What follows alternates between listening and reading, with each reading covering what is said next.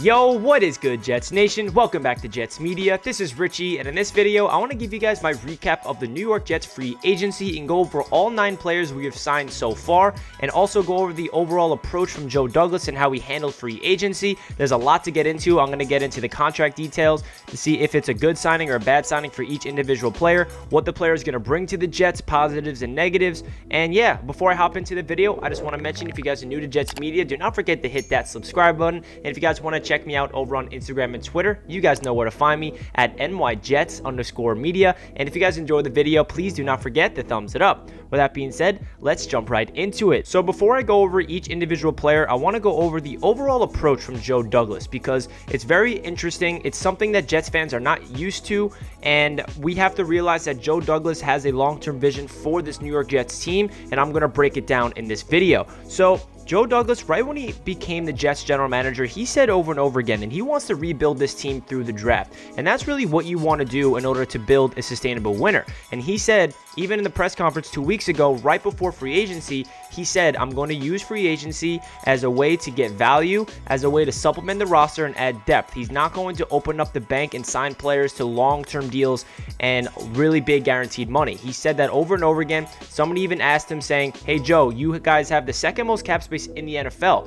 Is your free agency approach going to be the same as last year, or is it going to be different? And he said, quote, we're going to use it to supplement the roster. Just because we have all this cap space does not mean we're going to go crazy and spend a ton of guaranteed money. And that's exactly what he did. All the money that Joe Douglas spent was money into players that are young and are entering the second contracts in their career. And he feels like they have the most upside. He's not going to put a lot of money into players that have already hit their peak. He wants to get value. He wants to feel like, okay, this player has a ton of upside. He's only 25, 26 years old. They're also very good character players. And that's what Joe Douglas is going to use in free agency. That's his tactic. Whether it works or not, we'll find out in a couple of years. But Joe Douglas really needs to hit on his draft picks this upcoming draft, because if he wants to rebuild the draft, you need to hit on it. And also, the one problem about building through the draft is it takes time. It takes time for them to develop. It takes time for them to go over drafts. We saw one draft class last year from Joe, and now the second one is upcoming. So that's really his approach. Now let's get into each individual signing. I'm going to go over in chronological order on who was signed first and who was signed last. So the first player I want to talk about is Jarrad Davis, linebacker from the Detroit Lions. We signed him to a 1-year deal, and it's worth up to $7 million. So this was a signing that nobody really expected. I think the linebacker position is something that we need to focus on because apparently CJ Mosley is in trade talks. The Jets want to shed that contract. There's teams actually interested, but I don't know how they're going to trade CJ Mosley with that lucrative contract. So if that does get done, we will see. But Robert Saleh is a former linebackers coach, so obviously he wants to get as much linebackers in the building. And Jarrad Davis is a very interesting story. He's a former first-round pick. He was looked at as a bust over in Detroit, and some people feel like he's a lot of potential and he was not used properly, and the scheme for the Jets is where he's going to really flourish.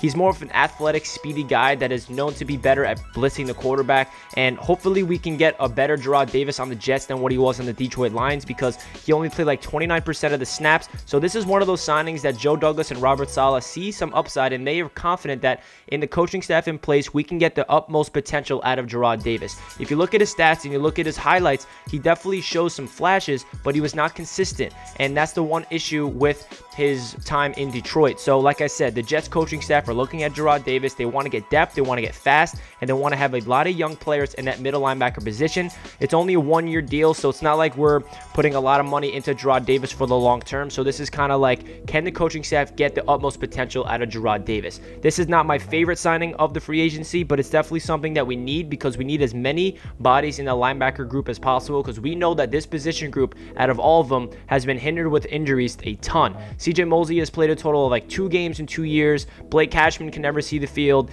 and everybody's hurt. So we needed to get another linebacker, and that's what Jarrad Davis is going to do. Now let's get into Corey Davis. He was our big ticket wide receiver signing. We signed him to a 3-year, $37.5 million contract, and that's also a contract that we could get out after year 2. So say it doesn't work out, we can cut him and we don't have to worry about any cap situations after year 2, but hopefully that does not happen. Corey Davis is a very intriguing prospect for the Jets to bring into the building. He was a 5th overall pick for the Tennessee Titans. He was looked at as their true number 1 receiver, but he never really lived up to the 5th overall selection, right? If you're picked top 5 in the NFL, especially for a wide receiver, you need to be generational. I mean, that's crazy for getting drafted that high. He wasn't looked at as the guy that lived up to the expectations, but later on in his career with the Titans, he definitely proved to be a very good wide receiver. He was like 16 yards short of a 1,000-yard season last year with the Titans, and that was next to A.J. Brown. That was also with an offense that was mainly focused on giving Derrick Henry the ball. I also think Corey Davis's potential on this team is huge because he fits the system of Mike LaFleur beautifully. He's a yards after catch type of receiver. I feel like we needed somebody as a big body that can get,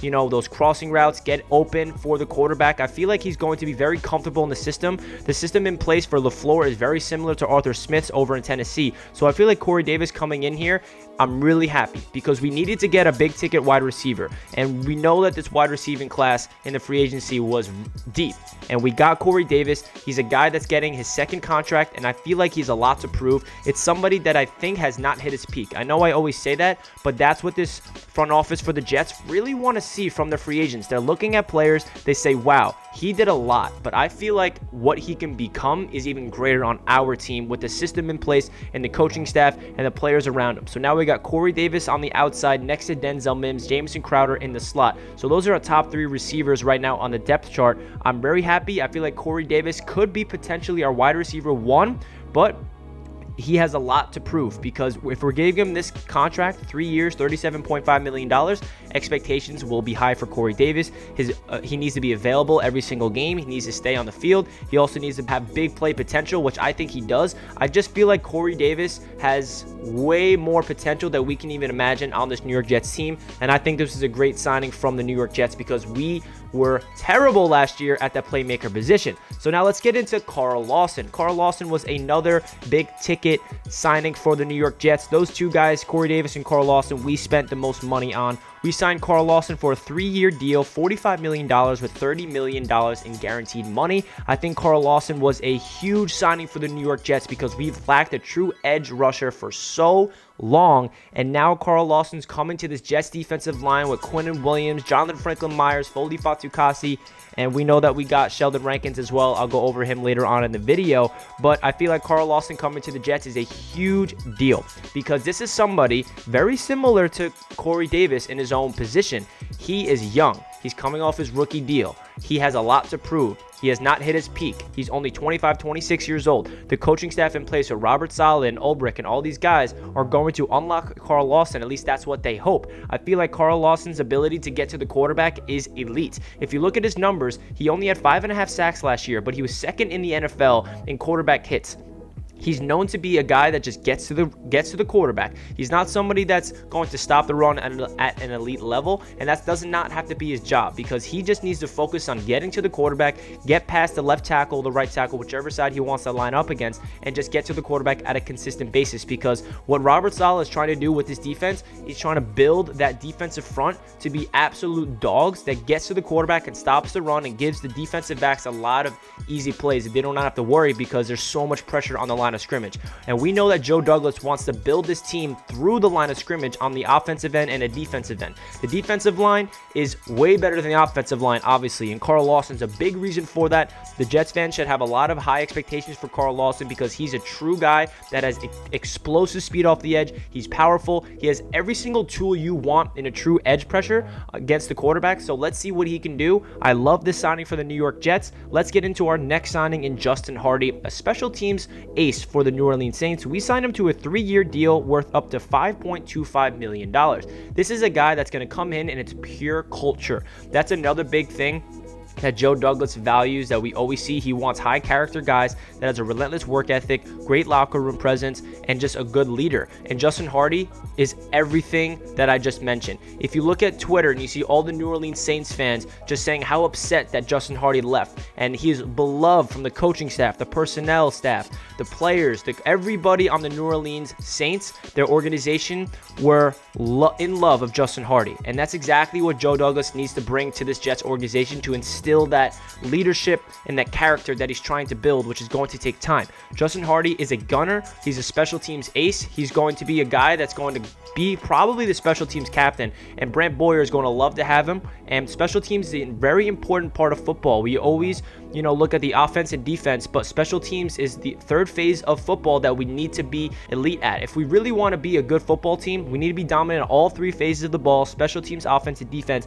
And that's what Justin Hardy is going to bring. You saw that press conference when Rich Tomini from ESPN asked him, "What makes you so good at special teams?" And he pointed to his heart, and he said, "I go out there and play like I'm trying to feed my son out there. I play for my mother who's upstairs looking down at me." Like, you can tell that Justin Hardy is just a very genuine good person, and that's somebody you want in a locker room. So that's a very good signing for the Jets. I love that one right there.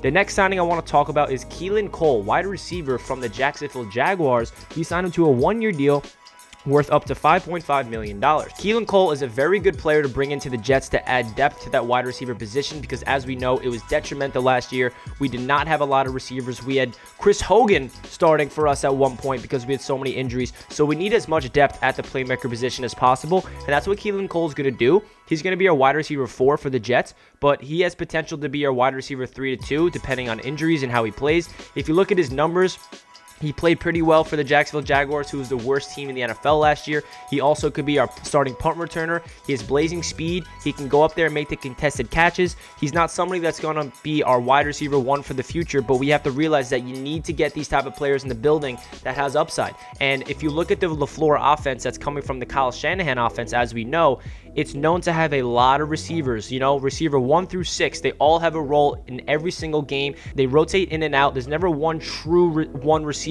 that they target every time. They like to get everybody involved. So Keelan Cole will be involved heavily in this offense, and I feel like he shows a lot of potential, and I love that they brought him in, and I love that they signed 2 free agents wide receivers, because as we know, this receiving group was so bad last year. So I also love this signing. Another player I want to talk about is Dan Feeney, offensive guard center, one-year deal, $3.5 million. This one's not really my favorite signing for the New York Jets. We definitely need to bring in as many bodies on the offensive line as possible, because that's one position that every single Jets fan is really, concerned about, because we know how bad our offensive line has been for the past decade, and it's not getting any better in the free agency. This is the only offensive lineman we signed so far, and it's somebody that we cannot really expect to be starting, at least I hope, because he was starting for the Los Angeles Chargers, but if you look at his numbers, he was not that good for the Chargers, and that Chargers offensive line was not good with their rookie quarterback, Justin Herbert, back there. So I feel like Feeney is just going to be a depth piece. We can't expect him to come in and be dominant, because he's not the best player. To be honest, to be straight up with you guys, I'm not going to be, glorifying every single signing, because not every signing was great. But Joe Douglas sees something in Dan Feeney. He needs to get depth. And like I said, you need to get competition in this group, because this position group on the offensive line is a position that is very in need of bodies, that competition. When we go into training camp, we need as many players out there competing for the jobs. We have a solid left tackle in Mekhi Becton, who we think is going to be the future left tackle. George Fant, we think is going to be our starting right tackle next year as well. Connor McGovern will probably be our starting center, and then left guard and right guard is up in the air. We still have Alex Lewis. We still have Greg Van Roten, but we're definitely going to draft a ton of interior offensive linemen and a couple tackles as well, because there's no way Joe Douglas does not have a plan. So Dan Feeney, not my favorite signing for the New York Jets, but we will see how it pans out. Let's hope that he can provide quality depth. Another player that I want to talk about is Lamarcus Joyner, who is a safety. We signed him to a one-year deal, $4.5 million. This is a 30-year-old veteran who's basically going to be the starting safety next to Marcus May, most likely. He's a versatile guy that can play the slot cornerback. He can play nickel packages. He can play all over the field. The one problem is he's getting up there in age. I like this move because we need veteran presence back there, and Marcus May needs somebody to have that duo with, because Marcus May, he's 28. He's easily the best player on the secondary for the New York Jets. So to pair him up with Lamarcus Joyner and to have Ashton Davis going into year 2, I like this signing because we need as many players back there in the secondary for Robert Saleh to move around with, because he likes to be creative with his packages, and he needs a ton of help in the secondary because our cornerback group is really thin. So now that we have 3 safeties that I feel comfortable with, I like it. You know, Lamarcus Joyner, it's not going to be the most flashiest signing. It's not my favorite signing of free agency, but it's definitely somebody that needed to come in and will need a veteran presence back there alongside Marcus May in the safety group. So the second to last player that we signed is Tyler Croft, tight end, for a 1-year deal, $2 million. This is a guy that's going to come in and basically be our blocking tight end. We cannot expect Tyler Croft to be anything. He did not do anything crazy on the Buffalo Bills. This is more of a depth piece. This is somebody, like I said, you can't expect him to go out there and catch a lot of balls. He did not do that for the Buffalo Bills. He was more of a blocking tight end. We only got him to a 1-year, $2 million deal. So Tyler Croft, not the best move. You know, I'm not jumping for joy about Tyler Croft. There's not really too much to break down about him, but it's definitely something that we need because the tight end group for this Jets is very thin as well.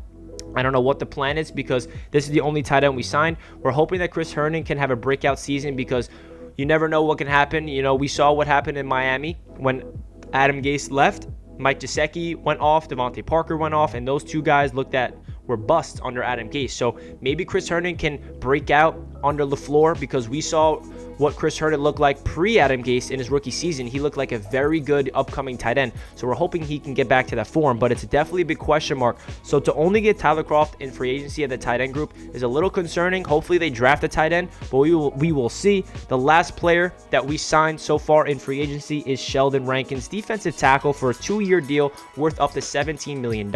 I just made a video about this yesterday, so most of you guys probably saw that, but this is somebody that Robert Saleh recruited. He called him on the phone, and Saleh's like, hey, Rankins, I have a vision. I want Carl Lawson on the edge. I want you and Quinnen Williams on the inside, and then Jonathan Franklin Myers on the other edge, and let's get those 4 guys on the defensive line and get to the quarterback and stop the run while rotating Foldy Fatukasi in for rundowns and just have a dominant defensive line. And that's somebody that's going to come in here and hopefully have his presence felt, because Sheldon Rankins is a former first-round pick, and he's been battling injuries the past couple seasons. If you look at his numbers, the last time he played 16 games was 2018. He had 8 sacks, and he was looked at as one of the best, young upcoming defensive tackles that can develop into a really good player. And then he had an Achilles injury. An Achilles injury is scary. That's something that you don't know if they can ever get back to their full explosiveness. So Sheldon Rankins, I just feel like we needed another player to be alongside Quinnen Williams on the interior defensive line, because we're shifting from a 3-4 defense to a 4-3 defense. So we need as many bodies on that defensive line as possible, and Robert Saleh wants to beef up that defensive front as best, because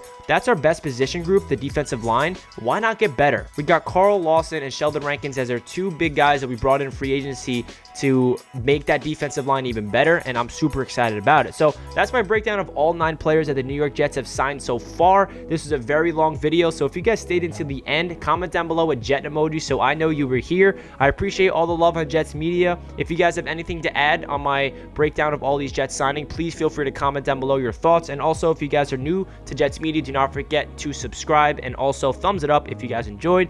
That does it for today's video. I'll catch you guys in my next one. Let's go Jets. Peace.